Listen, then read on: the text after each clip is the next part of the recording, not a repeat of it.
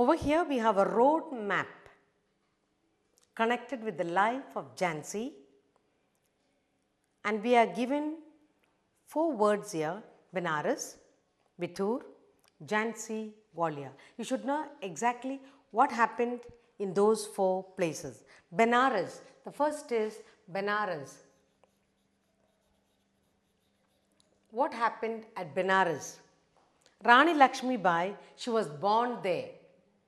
She was born here. Okay. And then something happened on the day she was born. Somebody predicted that she would be a queen. So that is all about at Benares. She was born at Benares, and at the birth, someone predicted her that she would be a queen one day. The second word we have is Bitur. What happened at Bitur? At Bitur shows a wide interest. A lot of interest she showed there at Bitur, where she learnt. She went to school over there. She learned to read, write. She learned to read, write, shoot, ride. So at Bitur, a lot of interest, she developed over there. She went to school and made friendship with boys, learned to write, shoot, all that. Next one is at Jhansi. Now, what happened as Jhansi? When you think of Jhansi, what do you remember? She married the king of Jhansi. She is married here. Married to the king of Jhansi. That's the first point. And the next one, she was charming and intelligent. Her charm, her wit. And the next was, she was extremely a patriotic, determined person, ready to defy the British. Now, at Jhansi, she showed a patriotic,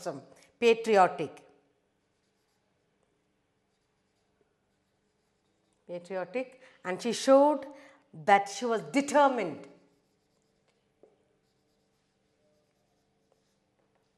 to defy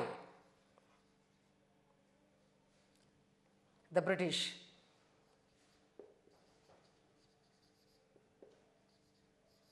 At Jhansi, she was married to the king of Jhansi. Her charm and wit everybody loved. She showed that she was patriotic by fighting for her own land, and then she was determined to defy the British and not to do what the British wanted. Then the last point is that she took part in the Sepoy Mutiny, that's the first war of independence. And the last point is the first war of independence.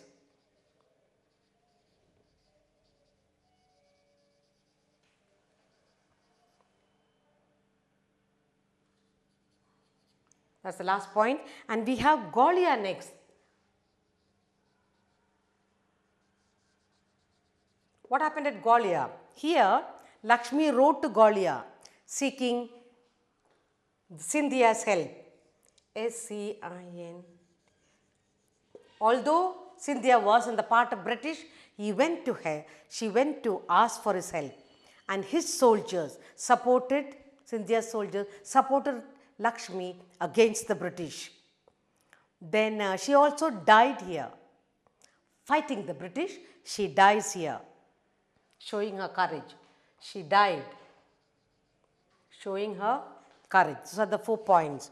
We have a few other things given to you, that is, whether you know Lakshmi showed bravery, chivalry, defiance to the British. Now, do you know of any other Indian woman of such courage? We will do that in oral, okay? Any of you, can you tell me? Anyone you know? Okay, I'll tell you something here. Sarojini Naidu, some more? Mother Teresa, some more? One who died when she went up into the Sky, Kalpana Chawla, correct. We will do that a little bit in detail. Sarojini Naidu, who was she? She was a powerful woman in the civil disobedience movement and struggled hard with Mahatma Gandhi. Sarojini accepted imprisonment, proudly immersed herself in the activities such as women's education, Hindu Muslim equality. Next one point is her famous achievements were Satyagraha movement, Rowlatt Act, and the Montego Chelmsford reform, through which she earned huge glory, respect worldwide. She was a brave, honest, patriotic lady, Sarojini Naidu. Mother Teresa, what can we say about Mother Teresa? She was a person, a sister, who sacrificed her life, dedicated to the beggars. Nobody wanted beggars, lepers, orphans, old, dying, dirty people of Calcutta. She faced a lot of humiliation. People spat on her, chased her away. Suppression, challenges from the natives. The government officials and politicians set up home for these poor with the help of Mother. Today, the whole world salutes her. She says, they say there is no one like Mother Teresa who will want to touch, care, look after people like lepers and sick and dying on the roadside. And the last one is Kalpana Chawla, the first Indian-born American astronaut, the first Indian woman to go into space. Yes? First, she flew on the Space Shuttle Columbia in 1997 as a mission specialist, primary robotic arm operator in 2003. She was one of the 7 crew members that was killed in the Space Shuttle Columbia disaster. And that comes to the end of this lesson, and then we can now go on to some grammar. Hi children, today we will do a little bit of grammar. I am sure you love grammar. Grammar is an important part of the English so that you write and understand better. We are going to do today transitive and intransitive verbs.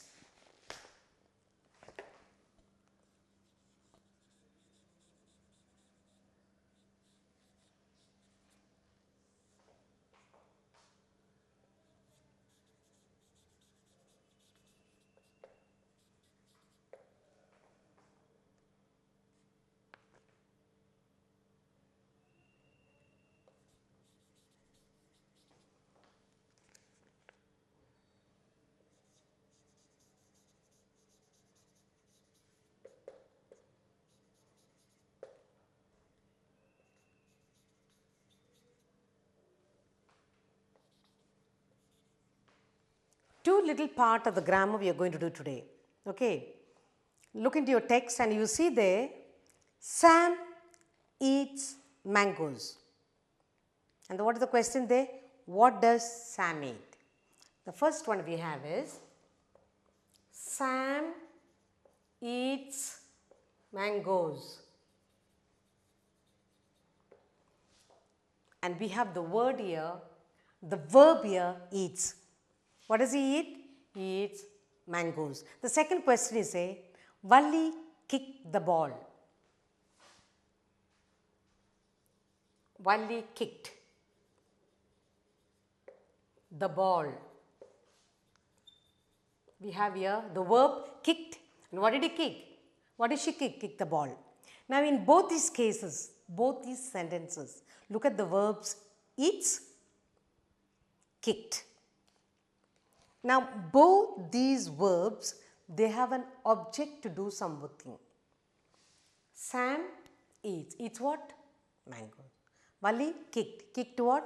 Kicked the ball. So in both the word mangoes and the ball, they are the objects of the verb. So the verb eat, the verb kicked. both have some object. And so we say this is called a transitive verb. This is called transitive verb. The verb has an object. Next, the sun shines brightly. The sun shines. It has no answer, it has no object. The water boils at 100 degree. Now look at this transitive, and now you have the sun shines. Shines is the verb, and you have here water boils. Water boils at 100 degree centigrade. Okay. Now you have here boils, shines, but they do not have objects. They have no answer. When you ask what shines, what boil, it does not have an object. Therefore, we say these are intransitive verbs. Here they have an object, so we say transitive. Here they do not have. The verb shines, boil, they have no object, hence we call them intransitive. We'll go through the transitive, intransitive. What is a transitive verb? When the verb, like in the example, eats and kicked, when the verbs have an object, eat has mangoes, kicked has ball.